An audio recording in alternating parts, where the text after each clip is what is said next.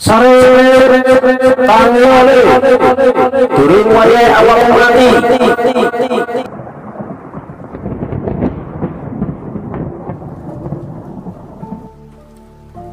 Kisah nyata sang legenda Sarip Tambak Oso. Nama panjangnya Sarip Samanullah, namun publik lebih mengenal dia dengan julukan Sarip Tambak Oso. Pendekar Wetan Kali, masyarakat tradisional Surabaya maupun Sidoarjo pasti tak asing dengan Sarip, karena ia digambarkan sebagai sosok pemuda yang anti penjajahan, yang menentang kolonial dengan caranya sendiri sebagai hakim jalanan, yakni melakukan pelanggaran serta kekacauan agar pemerintah Hindia Belanda beserta ante-antenya sadar akan nasib Bumi Putra. Begitu banyak versi tertulis tentang seorang jagoan Sidoarjo, Sarip Tambak Oso. Namun tak ada salahnya bila kita kembali mengenang jasa perjuangan dan memaknai perjuangan Sarip dengan kebesaran cintanya kepada ibunya. Sarip Tambak Oso adalah nama seorang pemuda kampung yang tinggal di wilayah timur, yaitu sekitaran Sungai Dusun Tambak Oso, sekarang berada di sekitaran Gedangan, Waru, dan Sejati, Sidoarjo. Dahulu kala, Dusun Tambak Oso sendiri dibagi menjadi dua wilayah, yaitu Wetan Kali, sungai bagian timur, dan Kulon Kali, sungai bagian barat. Wilayah Kulon Kali dikuasai oleh seorang jago silat yang berprofesi sebagai kusir dokar atau delman bernama Paidi, yang memiliki senjata andalan yaitu jagang baceman. Dan wilayah Wetan Kali dikuasai oleh Sarip sendiri. Sejak kecil Sarip tak pernah mengenal dekat siapakah sosok ayahnya sebenarnya. Ayahnya meninggal sejak Sarip masih kecil dan Sarip tumbuh hanya dengan kasih sayang ibunya. Doa dan cinta kasih sang ibu selalu berada dalam jiwa Sarip. Dialah satu-satunya orang tua Sarip setelah bapaknya meninggal ketika dia masih kecil. Konon, ayah Sarip adalah keturunan dari salah seorang pejuang dalam kancah perang di Penogoro. Ayah Sarip seorang jago silat yang melakukan semedi sehingga memiliki ilmu kanuragan. Ayah Sarip melakukan semedi di suatu tempat basah tetapi tanahnya tetap kering, dan letaknya berada di gua-gua di sungai yang membelah Dusun Tambak Oso. Sebelum meninggal, ayah Sarip sempat memberi lemah abang atau tanah merah kepada Sarip dan ibunya untuk dimakan. Setelah memakan lemah abang bersama ibunya, Sarip Tambak Oso memiliki ikatan batin dengan ibunya. Selama ibunya masih hidup, Sarip tidak akan pernah bisa mati meski dia terbunuh 1000 kali dalam sehari. Selalu tertanam dalam ingatan Sarip ketika ibunya menggendongnya ke pasar untuk menjual hasil kebun, menjolok jambu untuknya, dan mengusap-engusnya dengan ujung jarinya yang lusuh.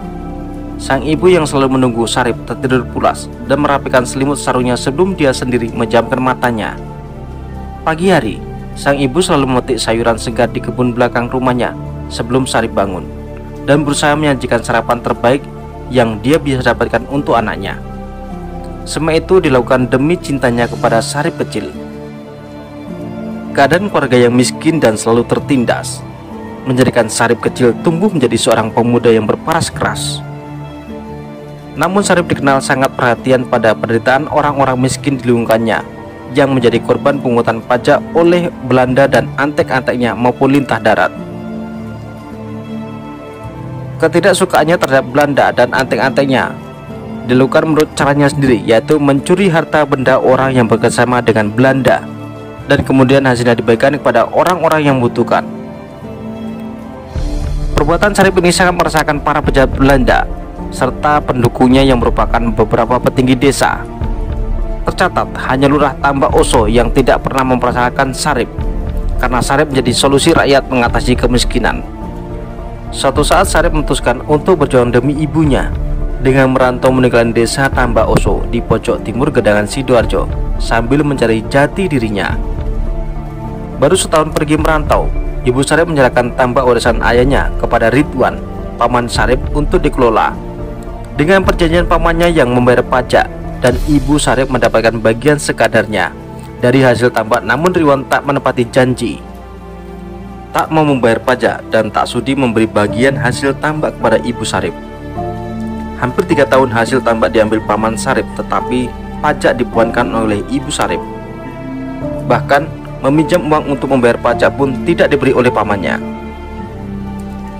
Dan ketika asisten Wedana memerintahkan Lurah Gedangan menagih pajak tambak milik ayah Sarip, awalnya Lurah Gedangan menolak tugas dengan alasan Tambak Oso bukan daerah kekuasaannya. Namun perintah tetaplah perintah. Hasilnya, karena Lurah Gedangan termasuk gila hormat, maka tugas dilaksanakan meskipun akhirnya harus tewas di tangan Sarip. Pembunuhan terhadap Lurah Gedangan menjadikan Sarip sebagai buronan. Mualim kakak Sarip akhirnya tidak mengizinkan Sarip tinggal di rumahnya karena takut dakwah melindungi buronan. Saat jadi buronan, Sarip kembali sering merampok rumah-rumah tuan Belanda dan orang kaya menjadi antek-antek Belanda. Seperti dulu sebelum merantau. Saat itu Belanda merasa kewalahan dengan sepak terjang Sarip yang semakin berani melawan Belanda. Belanda pun menyewa pendekar-pendekar untuk melawan Sarip, tapi tidak ada yang bisa mengalahkan Sarip dan teman-temannya. Karena keserakan dan kelicikan, Paman Sarip membuat perjanjian rahasia dengan pejabat Belanda, yaitu Kapten Hassen. Perjanjian antara Kapten Hassen dan Paman Sarip menjadi sebuah kerugian besar bagi Ibu Sarip. Dengan alasan bahwa tambak itu merupakan milik Ibu Sarip, seharusnya semua pajak ditanggung Ibu Sarip. Padahal Ibu Sarip dalam beberapa bulan terakhir tidak mendapatkan setoran hasil dari Ridwan sebagai pengelola. Paman Sarip berani melakukan hal ini karena tahu bahwa Sarip sedang tidak ada di rumah. Dengan berlaku Ridwan, Sarip menjadi barang dan berusaha menagih uang yang seharusnya menjadi hak ibunya. Dan masalah timbul ketika Sarip pulang untuk menagih janji pamannya. Sang paman minta dukungan kompeni Belanda yang berkuasa di Tambak Oso dan sekitarnya. Persoalan menjadi semakin pelik manakala Paidi, kusir Dokar jagoan Kulon Kali yang menangkap pengawal pribadi Ridwan, dilibatkan dalam persoalan keluarga tersebut. Paidi itu sendiri bersedia menjadi anak buah Ridwan karena berharap bisa menjadi suami Saropa, anak Ridwan Paman Sarip. Paidi dan Sarip sebenarnya tidak ingin saling mengusik dan bersedia menjadi jagoan di setiap wilayahnya. Tetapi karena urusan ini menjadi pertarungan yang menantang bagi mereka. Pertarungan dua jagoan ini terjadi di Sungai Tambak Oso pada malam hari, di mana tidak ada penduduk yang mengetahuinya. Tetapi ternyata senjata Jagang Baceman lebih tangguh dari senjata Sarip yang berupa belati. Sarip tewas di tangan Paidi dan dibuang sungai di Tambak Oso. Pikiran Paidi sekarang lebih tenang karena merasa bahwa persaingan yang selama ini terjadi tuntas sudah. Jagoan Wetan dan Kulon Kali sekarang sudah berganti menjadi jagoan Tambak Oso. Orang yang mengetahui kematian Sarip selain Paidi adalah ibunya sendiri. Ketika itu Ibu Sarip sedang mencuci pakaian di Sungai Sedati.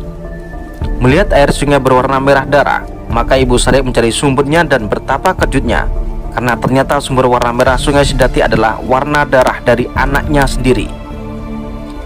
Dan seketika itu ibunya menjerit, "Sarip, tangi oleh, durung wayahe awakmu mati." Dan seketika itu juga Sarip bangkit dari kematiannya seperti orang bangun dari tidur. Oleh ibunya, Sarip diperintahkan untuk sementara waktu menyingkir dari kampungnya dan tinggal di ujung kampung. Sarip pun kembali mencari Paidi untuk balas dendam dan bertarung. Dan akhirnya kali ini Paidi kalah dan terbunuh oleh Sarip. Tak ayal lagi, Paidi akhirnya mati juga di tangan Sarip dan keadaannya meraih predikat sebagai pendekar Wetan Kali dan Kulon Kali atau jagoan Tambak Oso pupus sudah. Merasa wilayahnya tercemar oleh ulah dan perbuatan Sarip yang melakukan pembunuhan dua kali, yaitu Lurah Gedangan dan Paidi.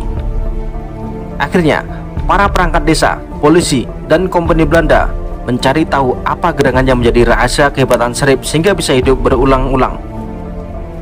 Akhirnya Belanda dapat mengetahui rahasia kelemahan Sarip dari Ridwan Paman Sarip dan Mualim yang membiarkan rahasia adiknya. Akhirnya Sarip dijebak dengan cara menahan ibunya di rumah Ridwan. Diketahui bahwa kesaktian Sarip itu terletak pada jeritan kasih sayang ibunya. Dia akan tetap hidup dengan kasih sayang ibunya.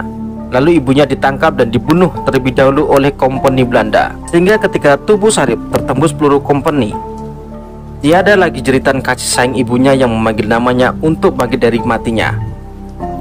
Kemudian Sari pun mati menyusul ibu tercintanya. Kemudian dikubur di daerah Gedangan dalam sumur dan ditutupi batu dan tanah oleh Belanda.